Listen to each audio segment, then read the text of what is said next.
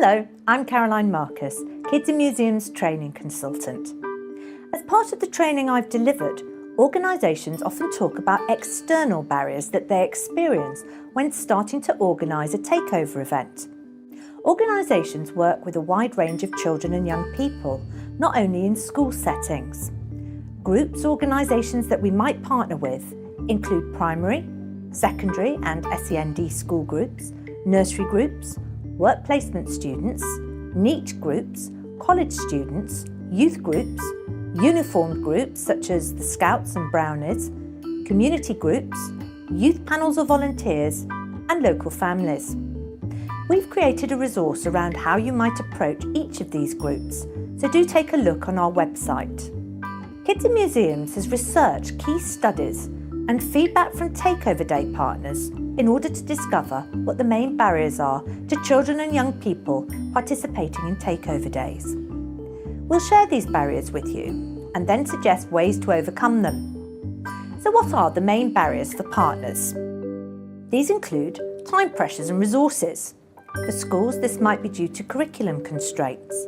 For youth groups, this might be due to staff shortages.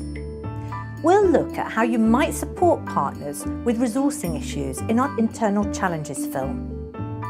Other barriers might include social and attitudinal barriers, a lack of understanding of what the benefits are for their students, group members, etc. Poor collaboration between museum and community groups. How can these barriers be overcome? Let's start with time. Approaching a potential partner quite a long way in advance can help, so that time can be factored in instead of trying to fit things in too close to the date. We usually announce dates as early as January each year to give you a lot of lead-in time. It might take you some time to find the right partner, so again it's good to start contacting potential partners a long way in advance, in case your first contact doesn't work out. Think through when you run your event or any lead-up activity so that it fits in with the group that you're working with.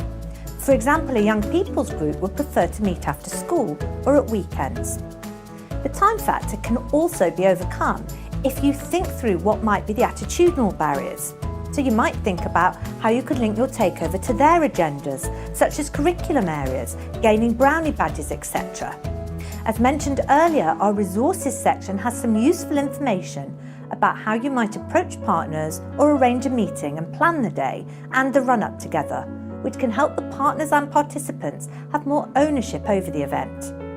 This way you can share ideas and expertise, and the partnership can be a reciprocal one. Could your events and the planning link to Arts Award? Many organisations have found Takeover Day can easily fit in with Discover and Explore, as well as bronze, silver and gold levels. We've created a number of useful resources around how to undertake Arts Award through Takeover Day in our resources section.